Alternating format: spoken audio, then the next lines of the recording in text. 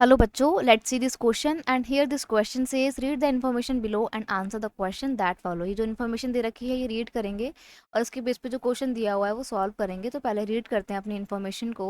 The products are supplied to MNCs which then sell these under their own brand name to the customers. MNCs को product की supply की जाती है local vendors के द्वारा और आगे जाके फिर मल्टीनेशनल कंपनी उन तैयार किए हुए मतलब तैयार मिले हुए सामान को अपने ब्रांड नेम के साथ में बेचती हैं। These large MNCs have tremendous power to determine price, quality, delivery and labor condition for these distant producer। अब जिन प्रोड्यूसर से उसने सामान लिया था मल्टीनेशनल कंपनी ने, उन प्रोड्यूसर को कितना सैलरी देना है, मतलब उनके प्रोडक्ट का क्या सामान क्या प्राइस होगा, क्या क्वालिटी होगी, कैसे डिलीवरी होगी, लेबर कंडीशन क्या होगी काम करने की, मतलब वर्किंग कंडीशन कैसी होंगी, ये सब कुछ कौन निर्धारित करता है, डिटरमाइन कौन करता है, मल्टीनेशनल कंपनी करती है। इतनी पावर है उसके पास। Thus, we see that there are a variety of ways in which the MNCs are spreading their production and interacting with local producer in various countries across the globe। तो इस तरीके से हम देख सकते हैं कि कैसे एमएनसी अपने प्रोडक्शन को स्प्रेड कर रही हैं पूरे वर्ल्ड में, अलग अलग देशों में लोकल प्रोड्यूसर के साथ में।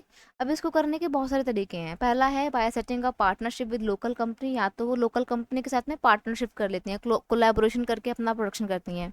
दूसरा तरीका है using the local companies for supplies, या फिर वो लोकल कंपनी को ऑर्डर देती हैं कि तुम हमारे लिए सामान बनाओ और फिर उनसे वो सामान बना हुआ सामान उनसे खरीद कर उनको अपने ब्रांड नेम के साथ में बेचती हैं। या फिर तीसरा तरीका है closely competing with local companies to buying them up, या तो वो लोकल कंपनी के साथ में क्लोजली रहते हुए कंपटीशन करती हैं या फिर उन लोकल कंपनी को खरीद ही लेती हैं। MNCs are exerting a strong influence on production, और इस तरीके से मल्टीनेशनल कंपनी प्रोडक्शन के पूरे प्रोसेस में अपना प्रभाव डालती हैं, इन्फ्लुएंस करती हैं at these distant location। as a result production in these widely dispersed location is getting interlinked, और इस तरीके से अलग अलग एरियाज में दूर दराज के इलाकों में जो प्रोडक्शन होती है उसको इंटरलिंक करने का काम कौन करती है, मल्टीनेशनल कंपनी करती हैं। अब आते हैं अपने क्वेश्चन पे। देखो क्वेश्चन है which of the following is not a feature of MNC. MNC का फीचर क्या नहीं है। देखो फीचर तो हम तब बताएंगे ना जब आपको पता होगा एमएनसी किसे बोलते हैं। एमएनसी मतलब क्या होता है, फुल फॉर्म पता है क्या होती है एमएनसी की? Multi national company. ठीक है, ये फुल फॉर्म होती है एमएनसी की। अब जब हम मल्टीनेशनल कंपनी की बात करते हैं तो ये कौन सी कंपनी होती हैं? MNC is a company that own और control production in more than one nation. ये वो कंपनियां होती हैं जिनके प्रोडक्शन यूनिट सिर्फ एक देश की बाउंड्री तक सीमित नहीं होती हैं, बल्कि वर्ल्ड के अलग अलग देशों में जाकर ये प्रोडक्शन करती हैं।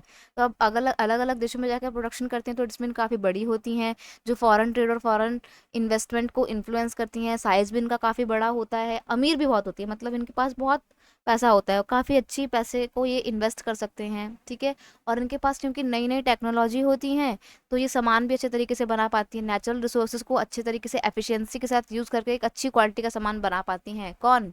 Multinational company. अब आते हैं क्वेश्चन पे कि which of the following is not a feature of MNC. इनमें से कौन सा एक फीचर नहीं है एमएनसी का? International operation. देखो मल्टीनेशनल कंपनी का काम ही होता है इंटरनेशनल लेवल पे प्रोडक्शन को कंट्रोल करना, तो ये तो बिल्कुल सही है, ये तो प्रॉपर फीचर है, इनफैक्ट डेफिनेशन ही यही कहती है हमारी तो एमएनसी की। लार्ज साइज, देखो अगर वर्ल्ड के अलग अलग देशों में जाकर मल्टीनेशनल कंपनी अपना प्रोडक्शन स्टैब्लिश कर दे तो उसका मतलब उसका साइज बड़ा ही तो है। ठीक है, ऐसे थोड़ी अगर कोई कंपनी छोटी होती है तो उसका मतलब है कि वो एक एक डिस्ट्रिक्ट तक ही सीमित है, लेकिन एमएनसी सिर्फ एक डिस्ट्रिक्ट तक ही सीमित नहीं है बल्कि वर्ल्ड के अलग अलग देशों में, तो उसका साइज तो बहुत बड़ा होगा।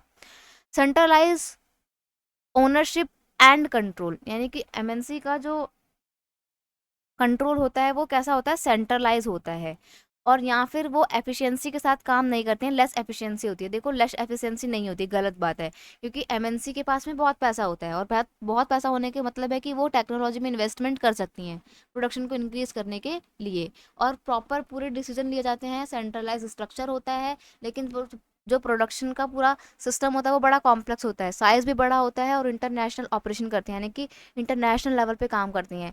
और जब इतना पैसा लगा रही हैं, इतना इन्वेस्ट कर रही हैं, मशीनें खरीद रही हैं, तो वो चीज़ों को अच्छे से यूटिलाइज करेंगी ना, उनकी एफिशिएंसी बहुत अच्छी होती है, ना कि बहुत कम होती है। तो यहाँ पर जो ऑप्शन डी दिया है ना वो गलत है, और जो गलत है वही सही आंसर है हमारा, क्योंकि हमसे पूछा था नॉट अ फीचर। ओके, सो ऐसे केस में आपको ऑप्शन डी पे टिक करना है।